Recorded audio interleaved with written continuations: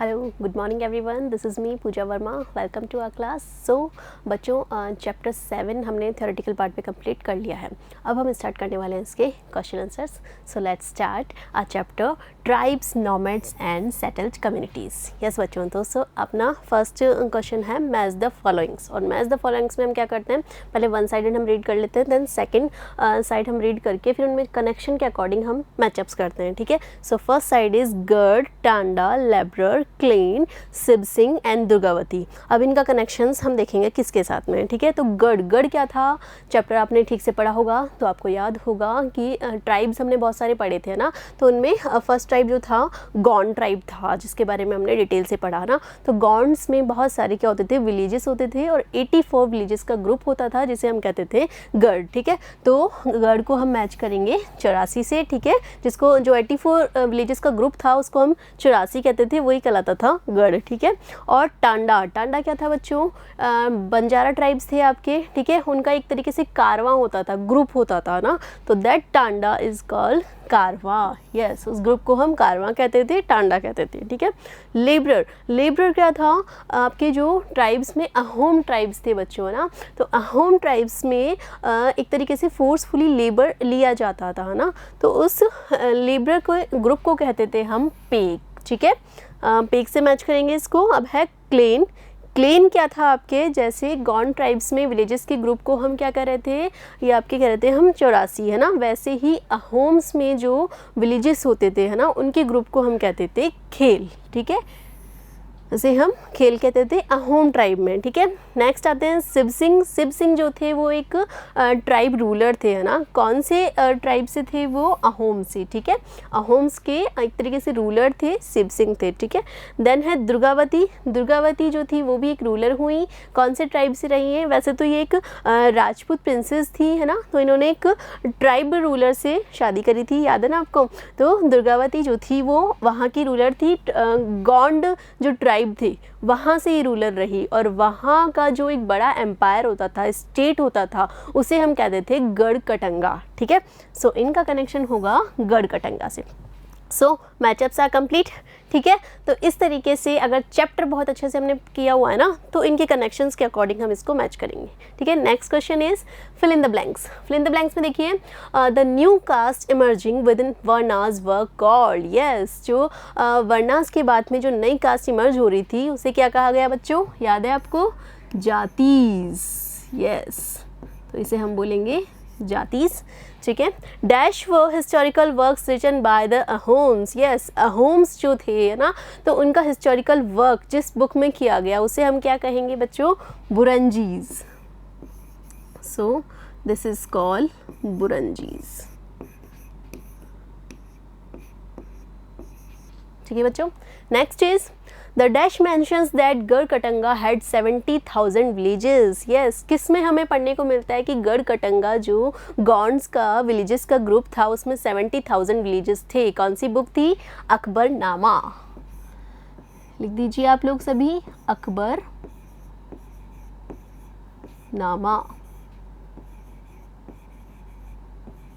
ठीक है, next is as tribal states became bigger and stronger they gave land grants to. Yes, tribes जैसे strong हुए है ना और पावरफुल हुए, तो उन्होंने क्या करने के लिए, क्षत्रिय बनने के लिए और ज़्यादा पावरफुल होने के लिए और अपने कनेक्शंस बढ़ाने के लिए ब्राह्मण्स को क्या दिए थे, लैंड दिए थे ना, और टेम्पल्स गिफ्ट कर रहे थे। ठीक है, तो किसको दे रहे थे वो ग्रांट्स, ब्राह्मण्स को। तो यहाँ लिख दीजिए आप ब्राह्मण्स।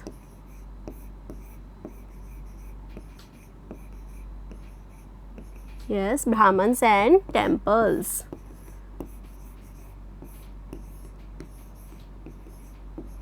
ठीक है बच्चों, तो फिलअप्स हमारे कंप्लीट होते हैं। Next true false. अब देखो, ट्रू फॉल्स में मोस्टली आप लोग क्या करते हो, TF ऐसे करके रट लेते हो उसको। तो ऐसे करना है क्या हमें, ऐसे बिल्कुल भी नहीं करना है हमें, है ना। ठीक है, हमें पूरी स्टेटमेंट को पढ़ना है, समझना है। ठीक है, चैप्टर को फिर से रिमाइंड करना है, उसके बाद हमें ट्रू है या फॉल्स है ये फिल करना है। ठीक है, ये ऐसे TF ये वाला रटना एकदम, इसको भूल जाओ अब। ठीक है, so tribal societies had rich oral traditions. जो ट्राइबल सोसाइटी थी उनके खुद के क्या थे, ऑरल ट्रेडिशंस थे। यस, ये ट्रू रहेगा आपका। ठीक है, इस पे ट्रू पे आप राइट लगा दीजिए। Then there were no tribal communities in the north western part of the subcontinent. देखो मैंने मैप से बार बार आपको अच्छे से समझाया था कि कौन सी ट्राइब्स किधर रह रही थी, है ना। तो क्या पूछ रहा है आपका, नॉर्थ वेस्ट पार्ट में क्या कोई भी ट्राइबल सोसाइटी नहीं थी क्या? इट इज़ रॉन्ग, ठीक है, थी वहाँ पर ट्राइबल सोसाइटी, तो ये क्या हो जाएगा बच्चों, false. Then second is the 84 in Gond states contain several cities. Yes, Gonds जो ट्राइब्स थे उनके विलेजेस को ग्रुप को कहा गया था 84, ठीक है। अब ये क्या बोल रहा है उसमें कि उसमें बहुत सारी क्या थी, सिटीज़ थी। तो ऐसा था क्या? नहीं, सिटीज़ नहीं थी, वो किसका ग्रुप था? विलेजेस का ग्रुप था। तो this statement is also false, ठीक है बच्चों। नेक्स्ट देखिए, the Bhils lived in the north eastern part of the subcontinent. Bhils north eastern part में रह रही थी क्या? चैप्टर की स्टार्ट में पहुंच जाओ आप, जिसमें मैप से मैंने समझाया था कि भील्स कहाँ रह रहे थे, आपकी राजस्थान वाले एरिया में। और राजस्थान अगर मैप में हम देखें तो किधर आता है, नॉर्थ वेस्ट में आता है या ईस्ट में आता है? नॉर्थ ईस्ट में नहीं आता है, नॉर्थ वेस्ट में आता है। तो ये स्टेटमेंट भी क्या हो गया आपकी, फॉल्स, ठीक है बच्चों। तो ट्रू फॉल्स हमारे कंप्लीट है। अभी हम स्टार्ट करते हैं question answers. So fourth question is what kinds of exchanges took place between nomadic pastoralist and settled agriculturist. Yes, आपने देखा था कि जो नोमैडिक थे, है ना, मतलब कि जो ट्राइब्स एक जगह से दूसरी जगह मूव कर रहे थे उनमें, और जो सेटल्ड एग्रीकल्चरिस्ट थे तो वो आपस में किन चीज़ों का एक्सचेंज करते थे अपनी नीड्स को फुलफिल करने के लिए। सो नोमैडिक पेस्टलिस्ट के वूल्स, घी एक्सेट्रा ना, वूल्स और घी ये सब देते थे वो। Then settled agriculturists gave the nomadic pastoralists grains, clothes, utensils and other products। और जो सेटल्ड थे वो क्या देते थे, उनके पास में ग्रेन्स होते थे, क्लोथ्स होते थे, है ना, और बाकी सारे प्रोडक्ट जो है वो नोमैडिक पेस्टलिस्ट को वो एक्सचेंज करते थे उनके साथ में, ठीक है। Next question is how was the administration of the Ahom state organise. Yes, जो अहोम ट्राइब्स थे ना बच्चों, तो वो किस तरीके से अपना एडमिनिस्ट्रेशन को चलाते थे। तो देखिए, administration of Ahoms, the Ahoms state depended upon force labour. Yes, chapter में हमने देखा कि किस तरीके से वो एक लेबर्स का ग्रुप होता था, है ना, तो उनसे फोर्सली लेबर लेते थे वो, है ना। उन्होंने डिसाइड किया हुआ था कि इस ग्रुप को लेंगे इस साल, फिर नेक्स्ट टाइम इस ग्रुप को लेंगे ना, इस तरीके से उन्होंने जो है डिसाइड किया हुआ था। इसी के साथ में जो ये लेबर होते थे ना, जो ये विलेजर्स होते थे, उनकी एक तरीके से उनका डिस्ट्रीब्यूशन वो इक्वल रखते थे कि पर्टिकुलर इस एरिया में जो है इतने लेबर्स होनी चाहिए, इतने लोग होने चाहिए, ठीक है।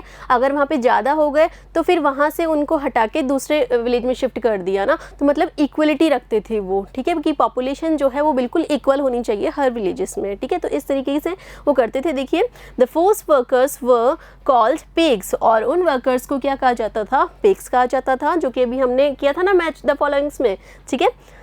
आगे देखिए, census of the population was taken, और एक तरीके से काउंटिंग भी होती थी लोगों की, है ना। Then each villages had to send a number of pigs by rotation, और रोटेशन से जो है हर विलेज को अपना पिग्स को भेजना होता था, है ना। जो वो ग्रुप होता था ना लेबर्स का, उनको भेजना होता था रोटेशन वाइज, ठीक है, कि जैसे कि इस टाइम ये वाला ग्रुप चला गया, सेकेंड टाइम ये ग्रुप जाएगा, इस तरीके से रोटेशन से भेजते थे। फिर वो काम करते थे, है ना। काम कैसे करते थे, जो पब्लिक सर्विस वाले काम होते हैं ना, जैसे कि रोड वगैरह बनाना, तो इस तरीके काम वो करते थे। तो इस तरीके से एडमिनिस्ट्रेशन चलता था। People from heavily populated areas were shifted to less populated places। जैसा कि मैंने अभी आपको बताया, जहाँ ज़्यादा लोग होंगे वहाँ से उनको शिफ्ट किया जाएगा कम लोगों वाली जगह पर, है ना। तो इक्वल रखा जाएगा पॉपुलेशन को, ताकि रिसोर्सेज की कमी ना आए, है ना। सो अहोम क्लेन्स वर दस ब्रोकन अप, इस तरीके से अहोम क्लेन्स टूट रहे थे ना। By the first half of the 17th century the administration which became quite centralised, और 17th सेंचुरी के हाफ तक क्या हो गया, एक तरीके से एडमिनिस्ट्रेशन क्या हो गया, सेंट्रलाइज्ड हो गया ना। तो next question is what changes took place in varna based society. देखो, वर्ना बेस्ड सोसाइटी देखने को मिल रही थी स्टार्ट में, लेकिन धीरे धीरे क्या हो गया, जातीज इमर्ज हो गई ना। तो क्या चेंजेस आए वर्ना बेस्ड सोसाइटी में ना, नॉमेड्स के साथ में कैसे, इनका ट्राइब्स के साथ में कैसे कनेक्शन हुआ ना, कैसे और ज़्यादा चेंजेस आए। देखिए, the following changes took place in varna based society. Smaller caste और जातीज इमर्ज विद इन वर्ना। यस, बहुत सारी छोटी छोटी जो है कास्ट और जातीज इमर्ज होने लगी धीरे धीरे। Then on the other hand many tribes and social groups were taken into caste based society and given the status of jatis. Yes, और बहुत सारे ग्रुप्स, ट्राइब्स के ग्रुप्स भी धीरे धीरे जो है वो इनके कनेक्शन में आने लगे, है ना, और बहुत सारी जातीज जो है वो इमर्ज होने लगी, सोशल ग्रुप्स बनने लगे ट्राइब्स के, है ना। देखो चैप्टर में हम अच्छे से देख सकते हैं कि ट्राइब्स जो है वो अपनी रिक्वायरमेंट्स के लिए, अपनी नीड्स के लिए जो है कांटेक्ट में आ रहे थे इन वर्ना बेस्ड सोसाइटी के, है ना, और धीरे धीरे जो है वो भी इसका पार्ट बनते जा रहे थे, है ना। Specialized artisans such as smiths, carpenters and masons were also recognized as separate जातीज by the Brahmins। और ब्राह्मण्स ने ये जो लोग थे स्मिथ्स, है ना, कारपेंटर्स, मैसन्स, इनकी भी जो है इनके ऑक्यूपेशन के अकॉर्डिंग इनकी जातीज जो है इन्होंने बना दी थी। ब्राह्मण्स ही कर रहे थे ना ये काम। So jatis rather than varna became the basis of organized society। Yes, तो जाति भी क्या हो गई थी एक तरीके से वर्णा से, मतलब कि और वर्ण में और ज़्यादा जो है इसके अंदर जातियाँ बनने लगी थी, है ना। Among the Kshatriyas new Rajput clan became powerful. ये क्षत्रियाज के अलावा बहुत सारे दूसरे जो ट्राइब्स हुए ना वो भी एज अ रूलर सामने आने लगे। किसके सपोर्ट से? ब्राह्मण्स के सपोर्ट से, ठीक है। और वो भी क्या बन गए? रूलर बन गए। लेकिन ऐसा नहीं था कि सारे ट्राइब्स रूलर बन गए ना, जो कि क्या थे? पावरफुल हो चुके थे, ना, फाइनेंशियली पावरफुल हो चुके थे, ना, पॉलिटिकली पावरफुल हो चुके थे, वो रूलर्स बनने लगे। Then many tribes became part of the caste system but only the leading tribal families could join the ruling class। yes, जो क्या थे बच्चों? leading tribal families थे, सिर्फ वो ही ruler बन सके, है ना। then a large majority joined the lower जातीज और caste society। yes, जबकि बाकी के लोग थे वो एक lower level पर रहे। many dominant tribes of Punjab, Sindh and the northwest frontier had adopted Islam। yes, जो आपके पंजाब और सिंध और नॉर्थ वेस्ट एरियाज़ वाले जो लोग थे उन्होंने क्या अडॉप्ट किया? इस्लाम रिलीजन को अडॉप्ट किया, और इस कास्ट बेस्ड सोसाइटी को बिल्कुल उन्होंने क्या कर दिया? नेग्लेक्ट कर दिया, इग्नोर कर दिया, ना। They continue to reject the caste system. इस कास्ट सिस्टम को उन्होंने रिजेक्ट कर दिया, ना। तो इस तरीके से वर्ना बेस्ड सोसाइटी में ये सारे चेंजेस देखने को मिले, ठीक है। आगे देखिए question number 7, how did tribal societies change after being organised into a state. Yes, जो ट्राइबल सोसाइटी थी, है ना, वो किस तरीके से जब वो कॉन्टेक्स्ट में आई वर्ना बेस्ड सोसाइटी के, ना, तो उसमें कैसे चेंजेस हुए, ना, वो ऑर्गेनाइज्ड कैसे हुई। So changes in the society, the emergence of large states change the nature of tribal society. Yes, जो बड़े बड़े स्टेट बन रहे थे ना वो जो है इसका कारण बने। Than equal society gradually got divided into unequal social classes. Yes, देखो आप जो ट्राइब्स थे उनमें पहले कोई क्लास नहीं थी, सब जो है एक साथ रह रहे थे, है ना, ग्रुप्स में रह रहे थे, लेकिन धीरे धीरे उनमें भी क्या बनने लगी? बहुत सारी क्लासेस बनने लगी। Brahmans receive land grants from the Gond rajas. Yes, अब जो गौंड राजाज होते थे ना, गौंड जो ट्राइब थी उनमें जो रूल कर रहे थे, जो राजा होते थे, वो क्या करने लगे? पावरफुल हो गए और धीरे धीरे ब्राह्मण्स को लैंड्स, टेम्पल्स, ये सब गिफ्ट करने लगे। दे बिकेम मोर इन्फ्लुएंशियल, और इस तरीके से जो है वो ब्राह्मण्स जो है वो और ज़्यादा इन्फ्लुएंशियल होने लगे। उनका इन्फ्लुएंस जो है वो इन लोगों पे और ज़्यादा बढ़ गया, ना। आगे देखिए, the Gond chief now wish to the recognise as Rajput. Yes, अब जो गौंड चीफ्स थे वो खुद को क्या बताने लगे? एज अ राजपूत वो खुद को कंसिडर करने लगे। Aman Das the Gond raja of Garhakatanga assume the title of Sangram Shah. Yes, अमन दास जो थे कौन थे? वो गौंड राजा थे। गढ़कटंगा जो कि एक बड़ा किंगडम था, स्टेट था, ना, उसको क्या बोला गया था? गढ़कटंगा, ठीक है। उसके राजा थे वो, उन्होंने क्या टाइटल अज्यूम किया? संग्राम शाह, ठीक है।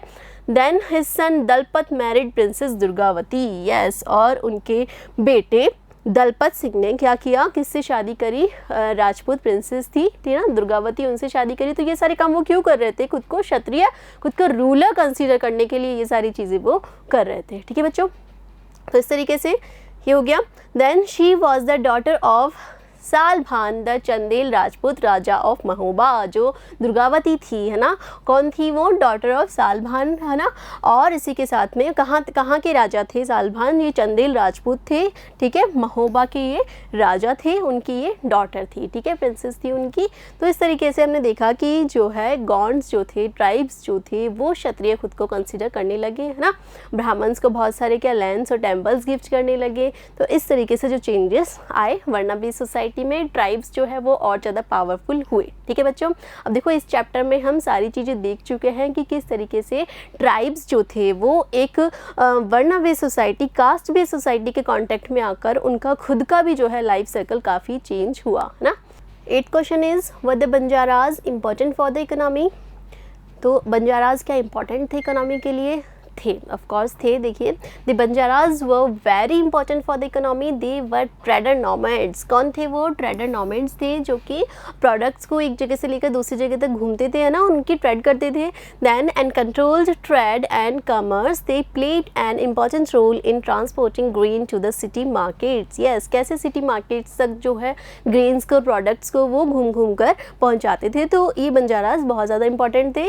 Then they usually bought grain where it was cheaply available and carried it to places where it was dearer. Yes, वो वहाँ से उठाते थे ग्रेन्स को और जहाँ पे बहुत ज़्यादा वो रेयरली पहुँच पाता था ना, वहाँ जाकर वो पहुँचाते थे इन सब चीज़ों को।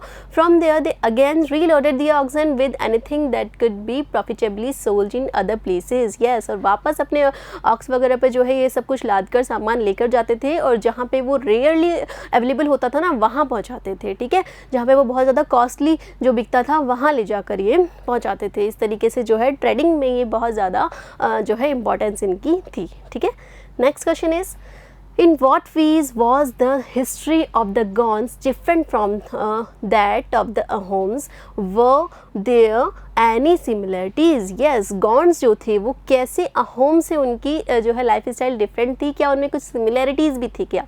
देखो गॉन्ड्स और अहम्स दोनों ट्राइब्स थे ना, तो एक मतलब बड़े ट्राइब थे ये, तो उनमें क्या सिमिलैरिटी थी, क्या डिफरेंसेस थे, वो ये पूछ रहा है ना। So the history of the Gonds was different from that of the Ahoms in the following ways. पहले डिफरेंस देख लेते हैं हम, क्या डिफरेंसेस थे।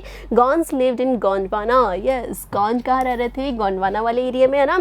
While Ahoms lived in Brahmaputra valley, और जबकि अहोम्स कहाँ रह रहे थे? ब्रह्मपुत्र वैली में। तो फर्स्ट डिफरेंस तो ये हो गया ना। Then Gonds practised shifting cultivation while Ahoms did not practise shifting cultivation. Yes, Gonds जो फार्मिंग कर रहे थे ना तो उसमें शिफ्टिंग कल्टीवेशन का यूज़ कर रहे थे, जबकि अहोम्स जो है शिफ्टिंग कल्टीवेशन का यूज़ नहीं कर रहे थे। Gonds kingdoms were large, Ahom kingdom was small, है ना। गॉन्ड जो था आपने देखा था कि एक 84 जो है विलेजेस का क्या था? ग्रुप था, है ना, जिसको हम 84 कहते थे। गढ़ कटंगा एक बड़ा स्टेट बनता था, है ना। तो गॉन्ड जो था एक बहुत बड़ा किंगडम था, जबकि अहोम्स उतना बड़ा नहीं था।